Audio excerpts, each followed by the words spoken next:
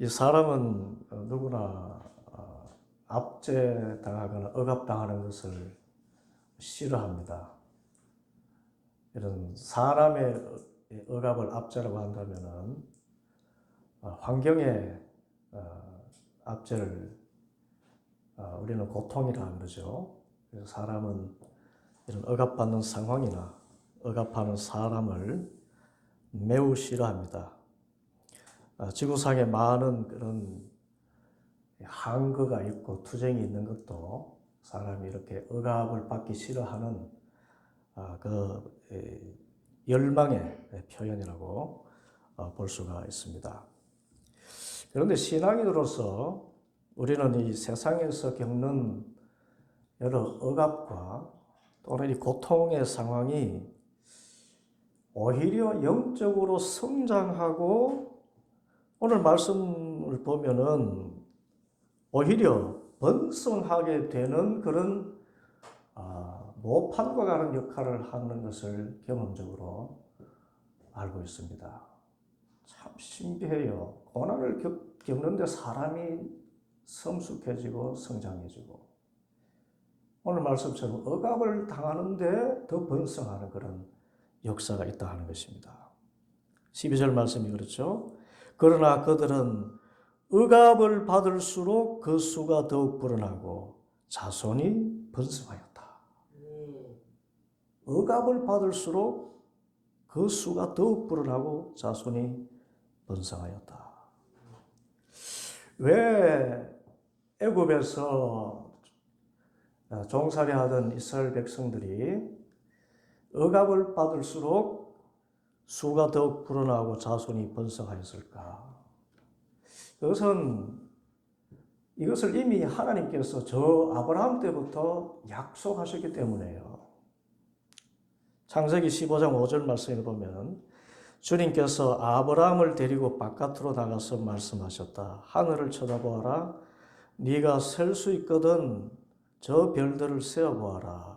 그리고는 주님께서 아브라함에게 말씀하시기를 너의 자손이 저 별들처럼 많아질 것이다. 이 약속을 이후에 사도행전에서는 이 애굽에서 이스라엘 백성이 번성하는 사건을 이렇게 기록합니다. 사도행전 7장 17절에 하나님께서 아브라함에게 약속하신 때가 가까이 왔을 때에 그 백성은 이집트에서 늘어나고 불어났습니다. 그러니까 억압받는 상황에서 이스라엘 백성들이 이집트에서 불어난 것이 무엇 때문에 그렇다는 건가요? 하나님께서 약속을 하셔서 그래요. 하나님이 그렇게 약속을 하신 그 때가 이르러서 그렇게 억압받는 상황에서 번성하게 된 것입니다. 그러므로 우리 신앙인은 반드시 억압받는 상황이나 또는 고통스러운 상황이 있다 해도 하나님께서는 반드시 번성하게 하신다는 그 약속의 말씀을 기억하고 오히려 더 강해지는 그런 기회를 삼는 우리 성도들 되기를 바랍니다. 그러면 바로가 이스라엘 백성을 왜 압제했을까요? 오늘 이 말씀을 보면은 이것은 요셉을 알지 못하는 새 왕이 들어서면서 시작되었습니다. 8절부터 보면은 요셉을 알지 못하는 새 왕이 일어나서 이집트를 다스리게 되면서 이 가운데 있는 이스라엘 자손이 우리보다 수도 많고 힘도 강할 정도로 이렇게 많이 번성했다. 이제 우리는 정말 조심스럽게 대처해야 되겠구나. 그렇게 하지 않으면 그 수가 더욱 불어날 것이고 이들이 전쟁을 일으키기라도 하면은 우리를 치고 이 땅에서 떠나갈 것이다. 그런데 여기서 가장 중요한 말은요. 이들이 수가 번성해서 우리를 치고 이 땅에서 떠나갈 것이다. 라는 이 말입니다. 이 땅에서 떠나갈 것이다. 여러분, 고대 사회의 전쟁들이 왜 그렇게 많았죠?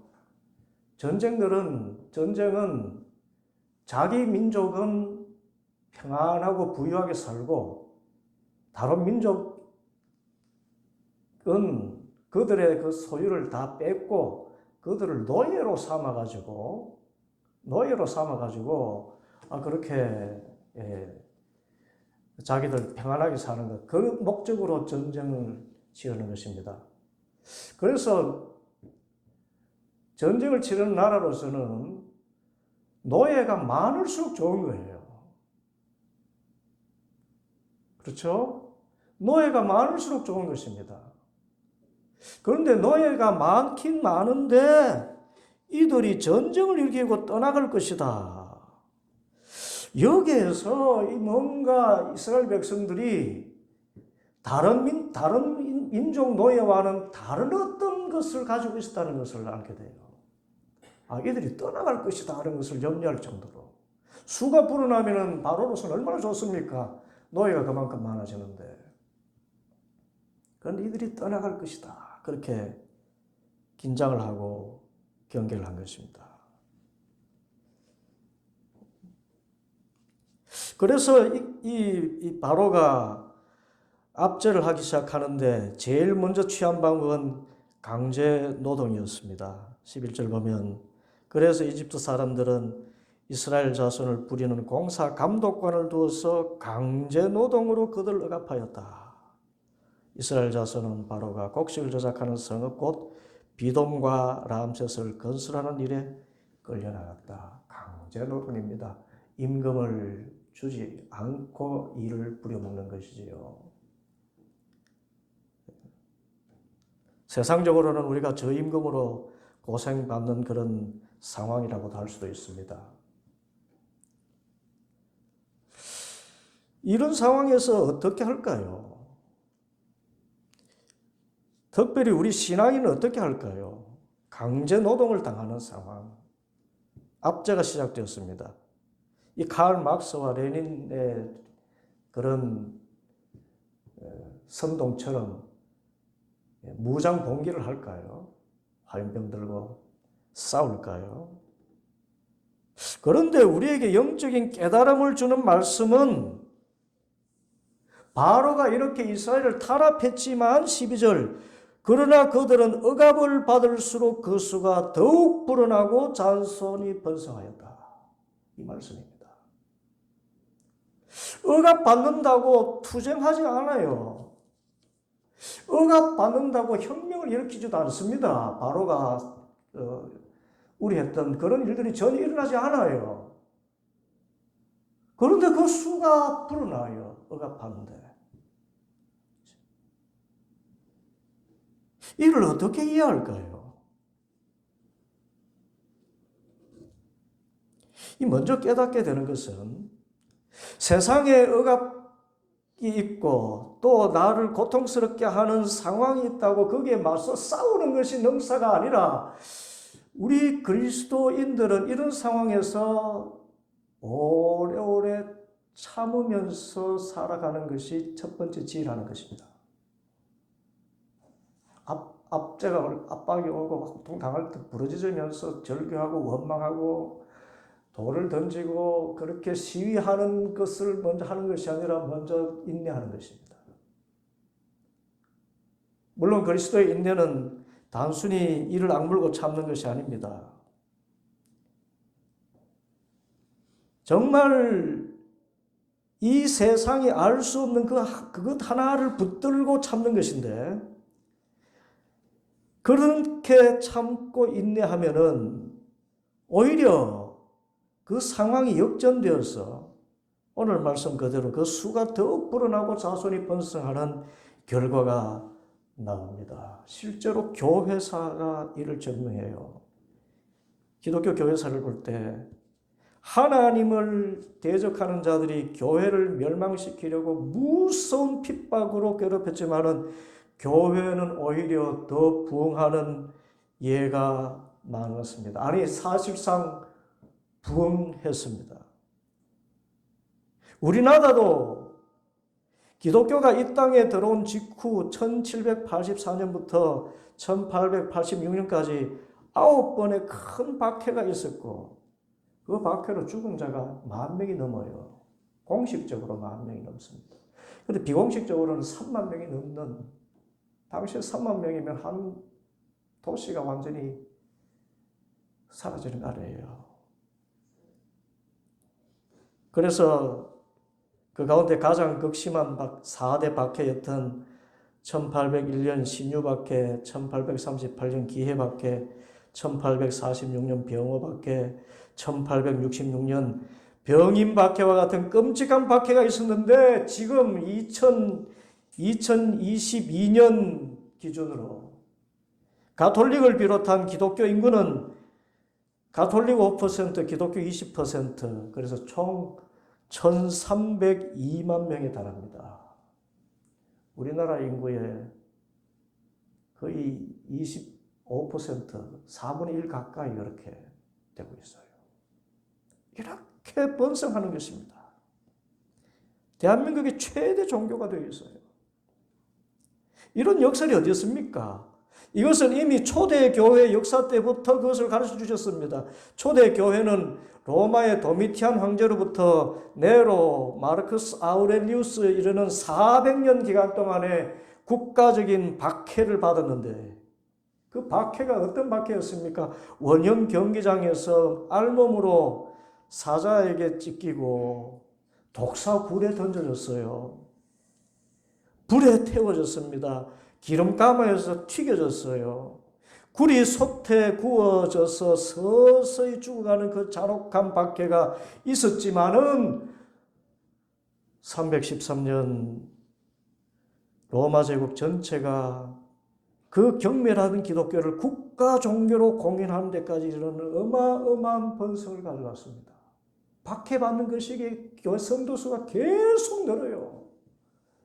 기름 솥에, 저는 다른 고문은 모르겠어요. 기름 솥에다가 이렇게 굽습니다. 이렇게 붉은 가마에 사람을 들들들 구워서 죽이는 것을 수만 명의 사람들이 다 보는 그런 원형 경기장 안에서 그걸 집행을 해요. 그런데 그 성도들이 그런 극형을 당하는 순간에서도 아버지여 저들의 죄를 용서해 주시옵소서, 제 영혼을 받으시옵소서, 모두가 그렇게 죽어가는 그 모습, 그 숭고한 순고의 모습입니다. 이것은 우리 제국의 어느 종교와도 비교할 수 없는 높은 차원의 도덕성과 신비한 어떤 힘을 가졌구나. 그래서 박해를 받을수록 교회가 번성해 가는 것이었습니다. 우리나라 기독교도 그래요.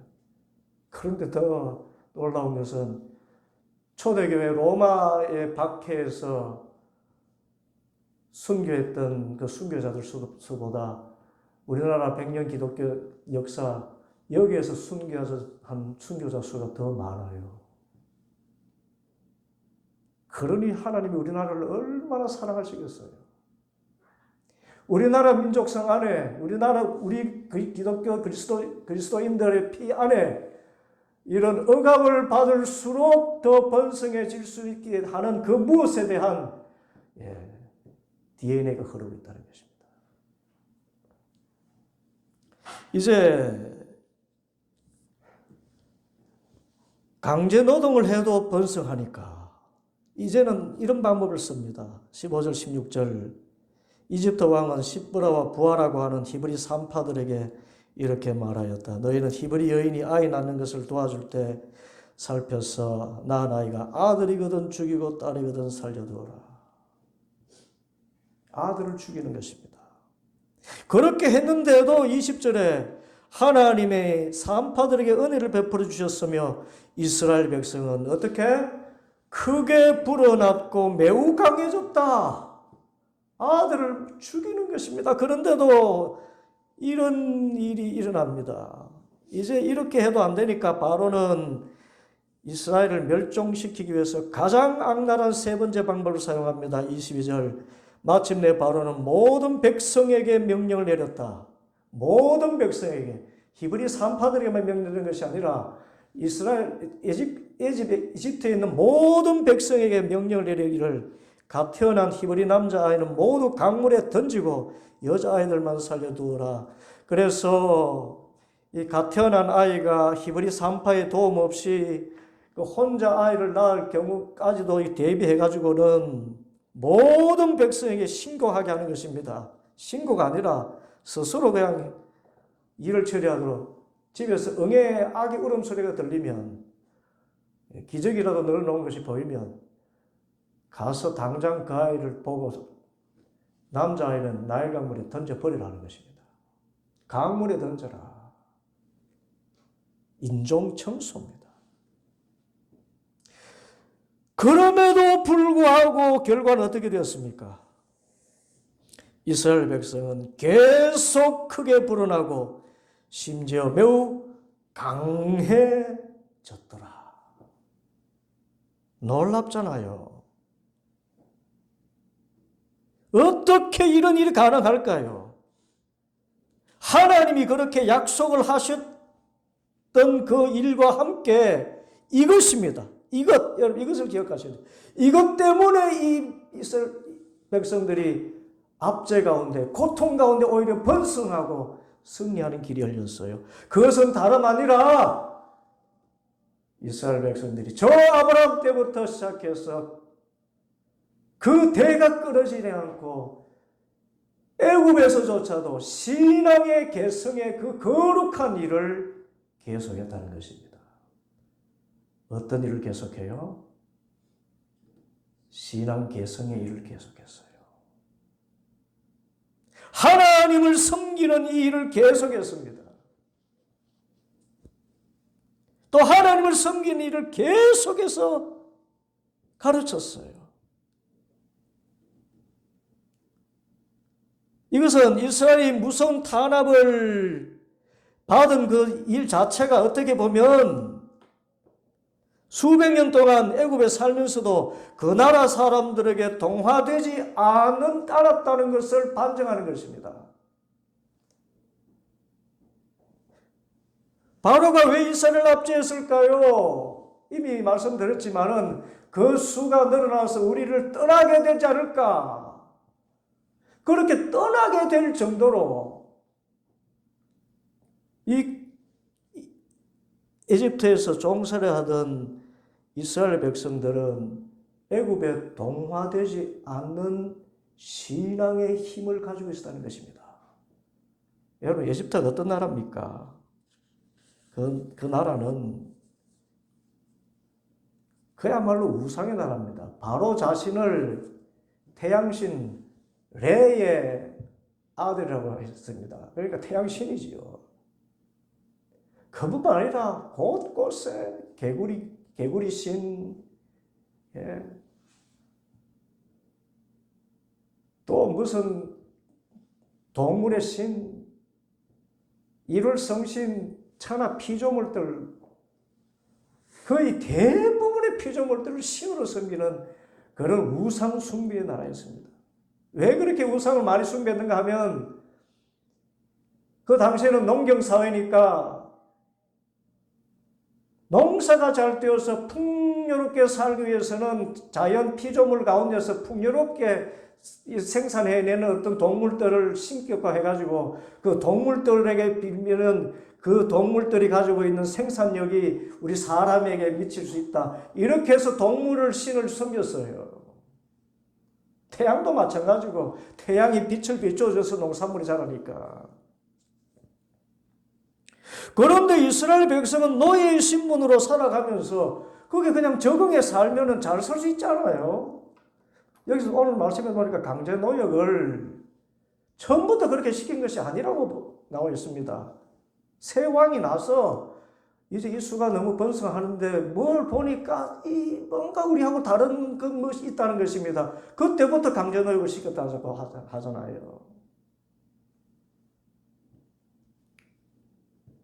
그래서 이스라엘 백성들은 그 노예 생활에서 그냥 400년이면 노예 근성에 젖을 만큼 젖어 있었을 텐데 우리나라도 36년 일제 치하에서 그 외색이라는 거 빼는데 지금도 외색이 안 빠지고 있잖아요.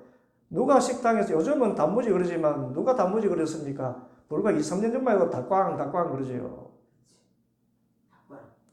400년입니다. 그러면 노예 생활에 적응하고도 남지 않겠어요? 그런데도 그들의 삶에 적응하지 않습니다. 그들이 섬기던 신을 잘 살게 해준다는 신인데도 안 섬겨요. 왜 그렇습니까? 그것은 바로 저 아브라함으로부터 시작해서 이삭의 하나님, 야곱의 하나님으로 기억되는 바 우리의 이스라엘은 오직 하나님만 섬기겠노라 하는 신앙의 개성이 있었던 것입니다. 아멘인가요? 네. 바로 이것입니다. 하나님은 이스라엘의 일대 선조인 아브라함을 나이 75세에 부르시고 이렇게 말씀하셨습니다. 창세기 12장 1절부터 3절 주님께서 아브라함에게 말씀하시기를 너는 네가 살고 있는 땅과 네가 난 곳과 너희 아버지의 집을 떠나서 내가 보여주는 땅으로 가거라. 내가 너로 큰 민족이 되게 하고 너에게 복을 주어서 내게 크게 이름을 떨치게 하겠다. 너는 복의 근원이 될 것이다.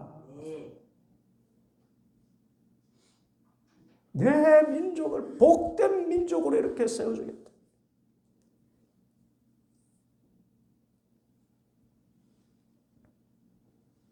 그리고요, 이 약속으로부터 시작해서 아브라함이 하나님을 섬기는 그 믿음의 대를 이어가게 될 것임을 계속해서 하나님 말씀해 주셨어요. 창세기 13장 14절 15절 보면 롯이 아브라함을 떠나간 뒤에 주님께서 아브라함에게 말씀하셨다. 너 있는 곳에서 눈을 크게 뜨고 북쪽과 남쪽 동쪽과 서쪽을 보아라. 네 눈이 보이는 이 모든 땅을 내가 너와 네 자손에게 아주 주겠다. 내가 너의 자손을 땅의 먼지처럼 셀 수 없이 많아지게 하겠다. 누구든지 땅의 먼지를 셀 수 있는 사람이 있다면 너의 자손을 셀 수 있을 것이다.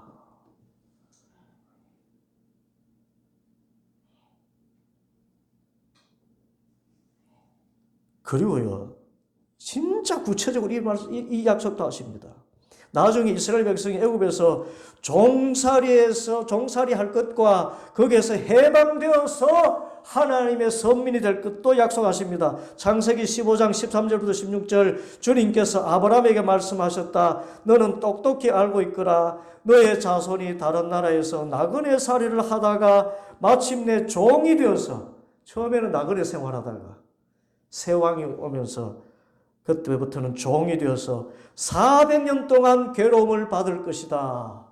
이것을 아브라함 때부터 벌써 약속하셨어요. 그러나 너의 자손을 종살이 하게 한 그 나라를 내가 반드시 벌할 것이며 그 다음에 너의 자손이 재물을 많이 가지고 나올 것이다. 그러나 너는 오래오래 살다가 고이 잠들어 묻힐 것이다. 너의 자손은 4대째가 되었어야 이 땅으로 돌아오게 될 것이다.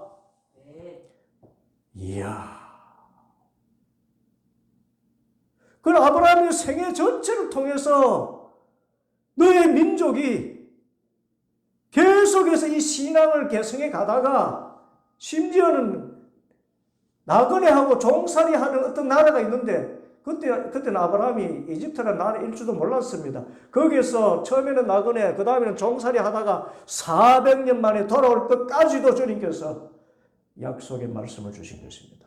이 말씀을 들으니 아브라함이 이것을 이삭에게도 전합니다. 이삭이 이 신앙을 그대로 상속받았어요.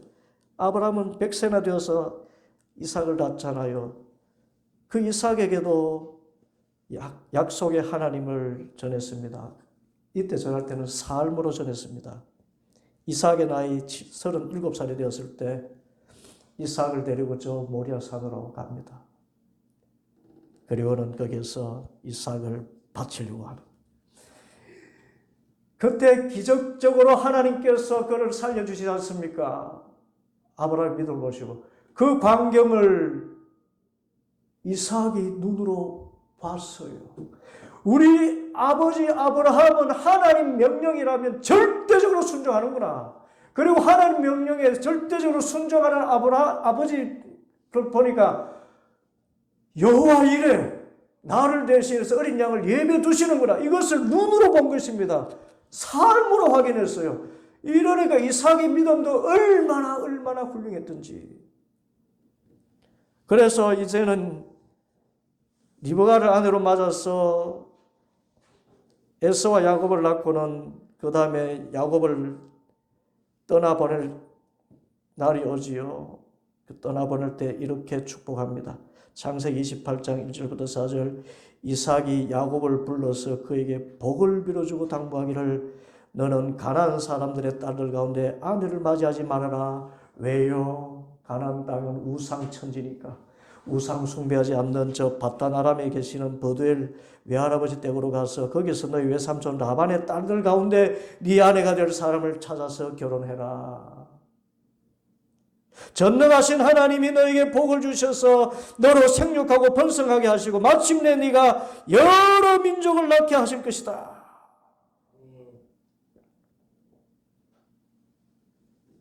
하나님이 아브라함에 허락하신 복을 너와 네 자손에게도 주셔서 네가 지금 나그네 살이를 하고 있는 이 땅, 하나님이 아브라함에게 주신 이 땅을 내가 유산으로 받을 수 있도록 해 주시기를 바란다. 야곱도 이 아버지 이삭의 그 믿음을 또 계승해가지고 이제 야곱은 또 임종하기 전에 요셉의 두 아들들에게 또 이렇게 축복합니다. 지금 계속해서 신앙의 계승이 이루어지고 있어요. 창세기 48장 15절 16절 야곱이 요셉을 축복하였다. 나의 할아버지 아브라함과 아버지 이삭을 보살펴 주신 하나님, 내가 태어난 날로부터 오늘 이르기까지 나의 목자가 되어주신 하나님, 온갖 어려움에서 나를 건져주신 천사께서 이들에게 복을 내려주시옵소서. 나의 이름과 할아버지의 이름 아브라함과 아버지의 이름 이삭이 이 아이들에게 살아있게 하여 주시기를 비나이다. 이 아이들의 자손이 이 땅에서 크게 불어나게 하여 주시기를 빕니다. 바로 애굽 땅, 바로 그 자리에서 야곱이 그 12지파 자식들 가운데 대표적으로 에브라임과 므낫세 그게 축복하는 것입니다. 이 신앙 개성입니다. 이로써 애굽 땅에서 이스라엘 백성들은 요셉을 비롯한 이스라엘 12선조들의 그 가르침을 받고 또 받고 각 가문마다 이 말씀을 계속해서 전하고 그래서 애굽의 모든 사람이 좋다고 숭배해도 그거 헛된 것이야. 그리고 오직 아브라함의 하나님, 이삭의 하나님, 야곱의 하나님, 우리 요셉의 하나님, 므낫세의 하나님, 에브라임의 하나님, 또 저게 르벤의 하나님, 계속해서 선조의 그 신앙들을 그 하나님만이 참신이시고 그 하나님이 우리를 마침내 젖과 꿀이 흐르는 저 영원한 가나안 땅으로 이끌어 주신다고 약속하셨어. 이 가치관을 가지고 살았다는 거예요. 그것이 어디에서 드러났습니까?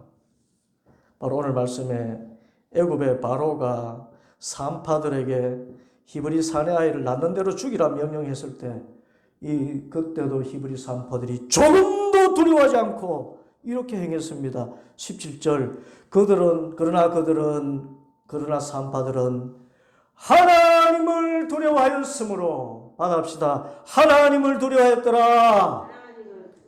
하나님을 두려워하였으므로 이집트 왕이 그들에게 명령한 대로 하지 않고 남자아이들을 살려두었다. 하나님을 두려워하지 바로를 두려워하지 않더라는 거예요. 실제로 칼 든 사람은 바로인데 바로 비위를 맞추면은 바로의 통치 철학대로 살면 노예 생활이지만 자정에서 잘 살 텐데 그 말을 두려워하지 않습니다. 오히려 하나님을 두려워합니다.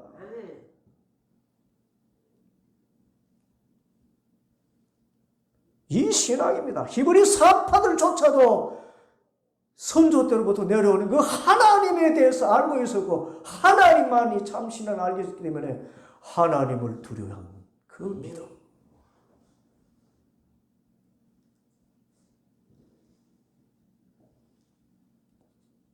이 신앙 때문에 또 이 신앙을 계승했기 때문에 이스라엘 백성은 과연 하나님의 약속대로 압제를 당할수록 더욱 수가 불어나고 억압을 당할수록 더욱 강한 민족으로 성장할 수 있었던 것입니다. 그러므로 애굽에 그 사건이 있었던 지 벌써 4,000년이 지난 오늘인데 지금 우리가 받을 말씀 무엇입니까? 이 세상에 그 바로의 철학대로 살면 잘 산다고 세상 말합니다. 예. 풍요를 주는 그런 것을, 그런 철학 가치관을 가지면 잘 된다고 이야기합니다. 경쟁사회에서 뭔가 누르고 섬기는 것이 아니라 누르고 이렇게 딛고 올라서는 것이 성공이라고 가르치는 그런 가치관입니다. 그게 행복하다고 가르칩니다. 그러나 우리 그리스도인들은 그렇게 하지 않습니다. 세상의 어떤 경쟁 문화, 억압 문화잖아요. 억압이 성공이라고 생각하는, 억압하는 사람이 성공한 사람이라고 생각하는 그런 문화 안에서는 항상 억압자들이 양산되게 되어 있습니다. 그런 문화를 배격합니다. 아닙니다. 우리는 하나님을 섬기고 이웃을 섬기기 위해서 이 세상에 태어났다. 섬기면은 그 가정이 잘 되고 그 사회가 잘 되고 나라가 잘 된다고 주님 말씀하셨어. 이 신앙. 세상에 헛된 우상, 풍요를 준다고 생각하는 가치관, 철학, 그거 섬기는 것이 아니라 하나님을 섬기면 잘 된다고 배웠어. 실제로 오늘 말씀 보십시오. 20절, 21절. 그래서 하나님께서 산파들에게 은혜를 베풀어 주셨는데 이스라엘 백성은 크게 불어나고 매우 강해지고 뿐만 아니라 산파들이 하나님을 두려워하는 것을 보시고 어떻게? 그들의 집안을 번성하게 하시더라. 할렐루야!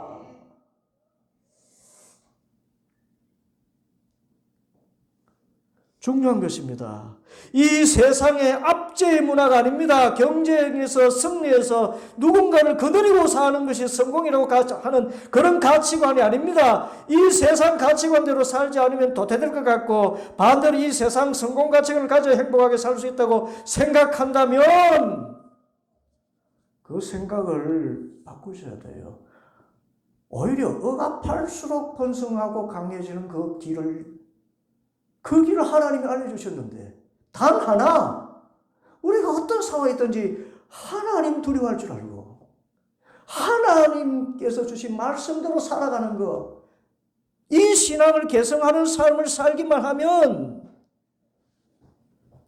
그들의 집안을 번성하게 하셨다. 더하여 주시는 은혜까지 있더라는 것입니다. 여러분, 더해주는 것을 먼저 붙들겠습니까? 본봉을 먼저 붙들겠습니까? 당근 본봉이지요. 본봉보다 보너스가 많습니까? 그렇지 않습니다. 보너스로 주시는 것에 목숨 걸지 말고 본봉 많은 것을 찾아야지요. 그게 바로 하나님 섬기는 것입니다.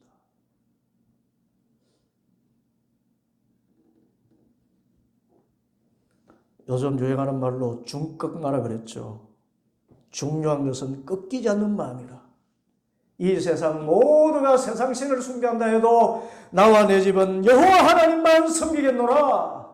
그것을 내가 히브리 산파들처럼 실천할 뿐만 아니라 그것을 나의 자녀들에게 전하고 또 전하고 신앙 개성을 가장 큰 사명으로 하고 그렇게 살면 하나님께서 마침내 억압이 있어도 번성하고 더욱 강해지는 그런 열매들을 풍성히 누리도록 인도해 줄 줄 믿습니다. 저 전도자의 인생 결론과 같습니다. 전도서 12장 13절. 할 말을 다하였다. 결론은 이것이다. 하나님을 두려워하여라. 그분이 주신 계명을 지켜라. 이것이 바로 사람이 해야 할 의무다. 하나님께서 주신 이 귀한 은총의 말씀, 하나님 두려워하는 이 믿음 가지고 살아가서 억압당할수록 더 번성해지고 강해지고 또 더하여 주시는 바 그 집안까지 번성해지는 그런 놀라운 은혜를 다 누리는 성도들 되기를 축복합니다.